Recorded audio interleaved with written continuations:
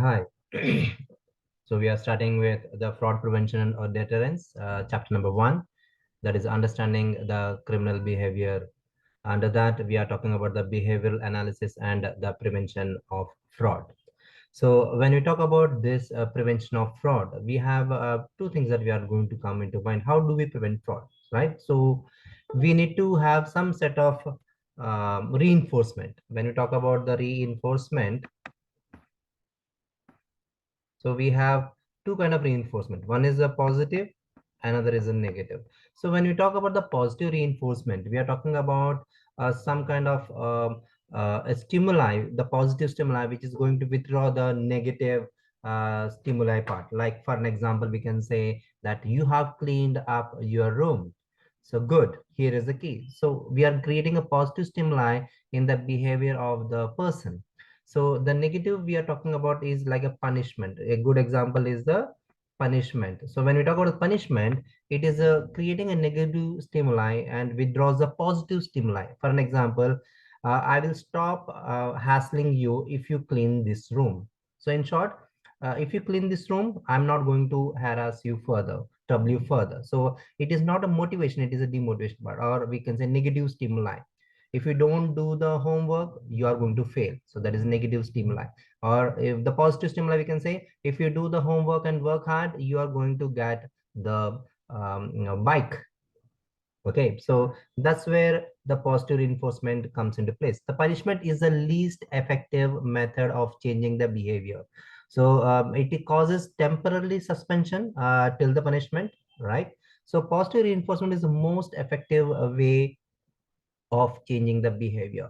Skinner concludes that behavior is most effectively modified by managing and modifying the desires uh, through reinforcement. So it's very important that it is by placing destructive behaviors with productive ones instead of trying to punish the already existing impulse. So there are other ways of alternate ways of punishment. How do we define the other ways part of it? So like we can take a few example of conditioning behavior, conditioning. So again, modifying the circumstance of behavior. That means you're changing the situation of the person that he is in, and then you are also making legitimate business and more opportunities part of it. So the existing extinguishing the criminal behavior by preventing him or its success using regulations. That's a very good insight where you, by changing the environment, by changing or preventing the person, you are trying to create an environment where you are minimizing the chances of happening a particular event. So that's where you are extinguishing or encouraging behavior part of your extinguishing means you are not and or you're ensuring that the fraud does not happen. Okay, like for an example, if you see in the malls or shopping centers, you have CCTV cameras.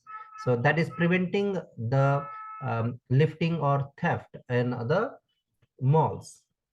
That's again, it's a kind of extinguishing the criminal behavior. Same, encouraging behavior incompatible with criminal activities, like for an educational practice and the demonstration of values. So that's again like lifestyles, or we can say flashy into the questions part of it. So the moment you get into that level, you don't have a tendency to do these kind of acts. Okay, then you are going to apply the behavioral analysis to the fraud prevention, because you cannot foresee the future circumstances and you cannot specify adequate future conduct. So hence you need to resort to these kind of things. Okay, next, why people obey the law? Why people obey the law? Hmm? Why people obey the law?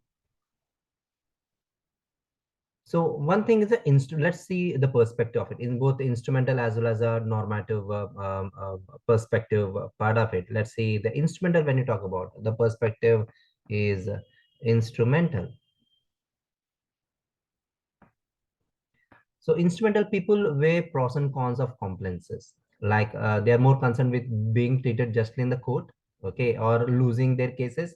So we are more fiery towards getting into courts and other things part. So hence we are instrumentally perspective. Hence we try to obey the law rather than disobey it or breach it.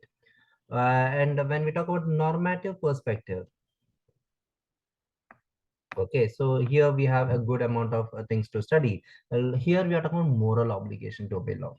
Okay, why moral? It is a voluntary aspect. Like people of this belief, they might have indulged in illegal drugs, but refrain from stealing. Example, they are concerned with the outcome rather than the process. So hence, the normative we are more focused on the outcome rather than the process part of it. Okay, the legitimacy. If the authorities have legitimacy, again, in the normative part, we can see the legitimacy. So here, what we are talking about is the authorities have legitimacy. The public will obey the law.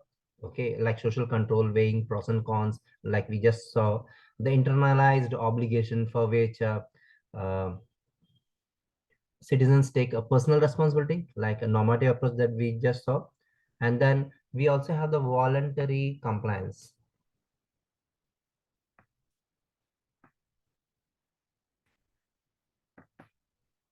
Voluntary compliance, these people will act against their own best interests if they feel compliance with the rule is of greater moral import. If the public does not have confidence in the legal system, obedience of law is unlikely. So it's very important that the people have a confidence in the legal system. So that's what the normative support of the system results in compliant behavior. If they don't believe in the system, then the compliance is very difficult. So it's very, very important that you measure the legitimacy and compliance. So how do we assess that? A person should obey the law, even if it goes against what they think is right. That is how you can measure it. Or regression analysis suggests that legitimacy has a significant effect on the compliance, regardless of what are the factors that you are going to compare with. So let's see the implications of this on the Chicago case, Chicago study. So here what happened, the normative values are of very high influence or the more influence part of it.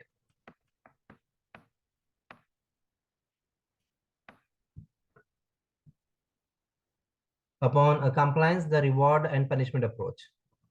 So most people will accept unfavorable rulings. So if they believe that they are dealt with fairly. So for instance, when we talk about the employees, that's what the entire CFE is all about. It might be upset that the company provides only 3 paid sick days. But if the rule is applied to all employees, then they are pretty much okay, right?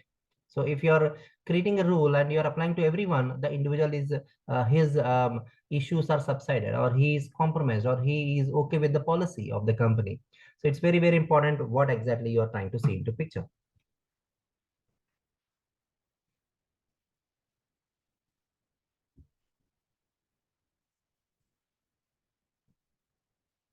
So meaning of procedural justice.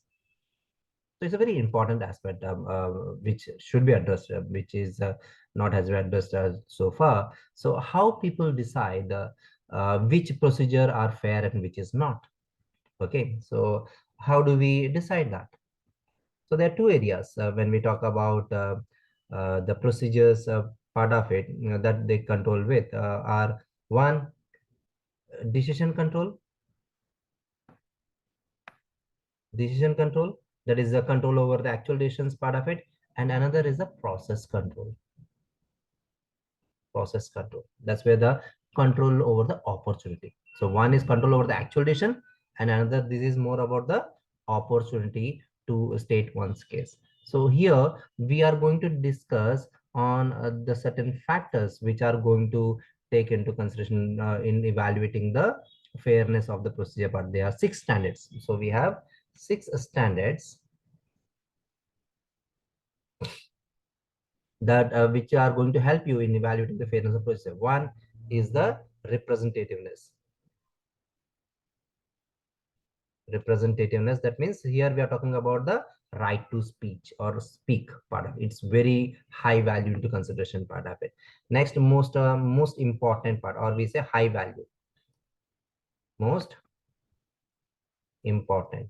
So here we are talking about suppression of bias. That means there should not be any kind of biasness kind of it. It is more regarded as the high value part. When we talk about representativeness, high value part of it, we are talking about consistency. That means representative, that is law is same for everyone, right? So the same way you have the highly value. Highly value, when we talk about, we are talking about the correctability.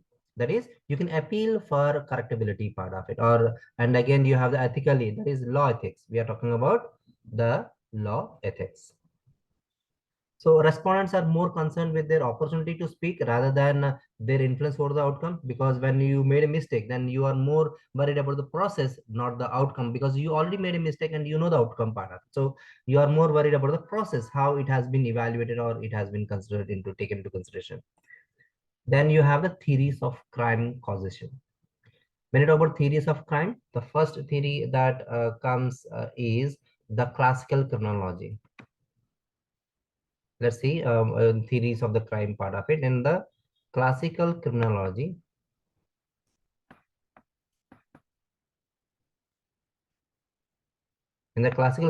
they are based on the different principles and all. We'll see that. So one is based on the philosophical principles. Philosophical principles of especially the utilitarian approach. Utilitarian approach. That means what is utilitarian approach? Here we are talking about the rational way of doing things in order to avoid a pain. Okay, and then you have the free will. Free will. When we talk about the free will, we are talking about gain, loss, severe crime, high penalty, and so on. Then you have the difficulty, how easy to implement or how difficult to. So that means what? No stop for gain and loss comparison part. Impact of the penalty is different for different persons. Assumes they will not be caught. So these are all different ways of difficulty where you are going to see the classic criminology or the behavior of the person. Then you have the routine activities theory. This is what the classic criminology. Then we will see the routine activities theory. The second one. Routine activities theory. So in this, we are going to see high motivation. That means it can be the greed of the person or the lust. It results into high crime. So that's how the crime actually takes into place. Then you also have the element of crime, because that also influences the person to commit the crime. So here we are talking about, is it a suitable target? Is it the guardians or a motivation part of it, which is leading the crime to happen? And then you also have the third one is the biological theories. Biological theories. So here we are talking about the physical traits of that person kind of like. Then you also have the fourth one is psychological. Psychological. In the psychological theory, we are talking about the fraud, kind of like the crime is product of the mental process. So how the person fluid, not even fraud, it's a fluid part. The crime is a product of the mental process. The more you are in the mindset part. So like past structure IDs, basic needs, is it super ego kind of like social environment comes into place. The ego and cognitive kind of theories we are going to see into consideration in this, where we are trying to talk about inadequate moral and intellectual development as the lying at the root of the criminal acts.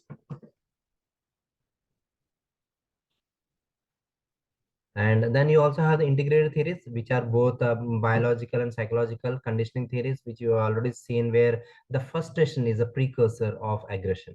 All right. So it is a frustration. Is a frustration is the precursor precursor of aggression. And the same way, refuse to obey society rules. Example, like when we compare one child with another, definitely one of the child is going to refuse the other person. That's where we are not supposed to compare one person with another. And then you also have the social structure theories. Social structure theories. So when we talk about social structure theories, we are talking about the crime is an expression of the psychological imbalance. It can be biological traits, personal choice, etc. Because they argue that the people living in equivalent social environment seem to behave in a very similar pattern, right? So predictable fashion. Like in case you are living in a allied society and the people around them, so definitely your behavior will be similar to that of the other society members.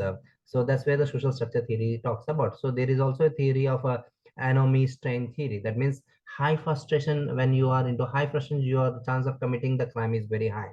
So you also have innovators, those who refuse to play by the accepted rules, like they want to have their own rules. So that's the reason they are mostly outlaws, because they have different method of doing things, which is not acceptable to the larger number.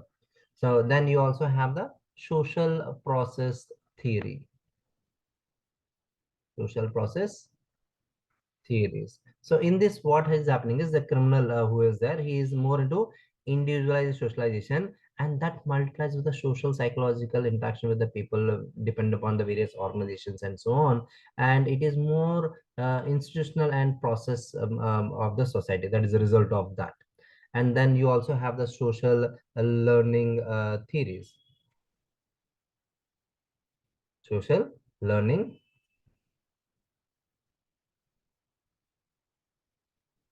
social learning theories. Under this, what happens? A person is raised and living in an environment where the criminal activity would be unthinkable. Will avoid the crime. So definitely, in case you are put in an area or a society where it is unthinkable, so definitely the crime would not take place. So, and again, there is also called as a theory of differential association. Theory of differential association. It's very important because there are good amount of cases that has come questions based on small tiny cases, and you need to answer. This theory is mostly first stepped in the system in the year 1939, in the case of Sutherland principles of criminology. And it has been referred in the Edwin Sunderland's principle of criminology.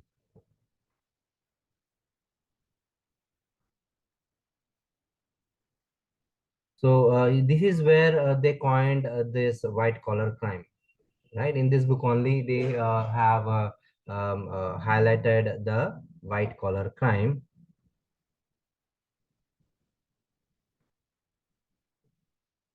So that's where the criminal behavior is. It white collar crime means the assertions. When we talk about this assertions part of it, so that means when you talk about the assertions of a white collar crime,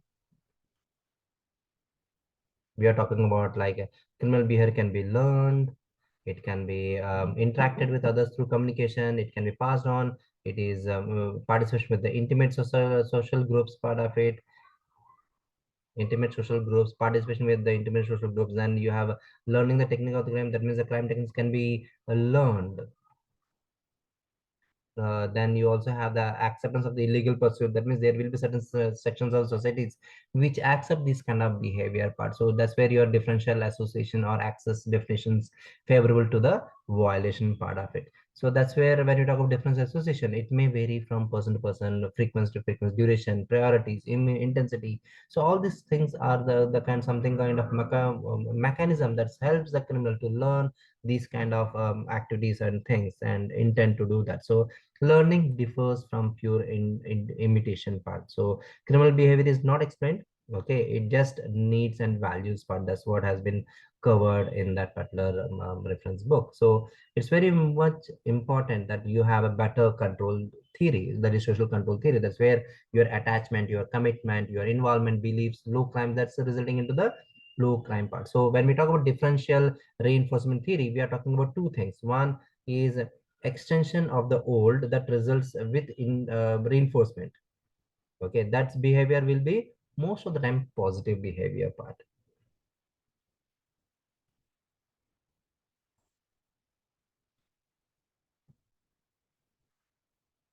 So this brings us to the end of the chapter 1.